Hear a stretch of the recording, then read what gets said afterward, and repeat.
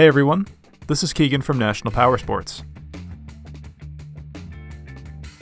This 2014 Victory Cross Country with 9,119 miles passes New Hampshire State inspection and runs well. It's been upgraded with a LEHMAN TRIKE kit, slipstreamer windshield, Victory Series tank bra, passenger armrests, aftermarket plug lines, an aftermarket exhaust, lower fairing air guards, and fork-mounted air guards. From the factory, it comes equipped with ABS, cruise control, heated grips, heated seats, reverse, and a multifunction 4-speaker audio system.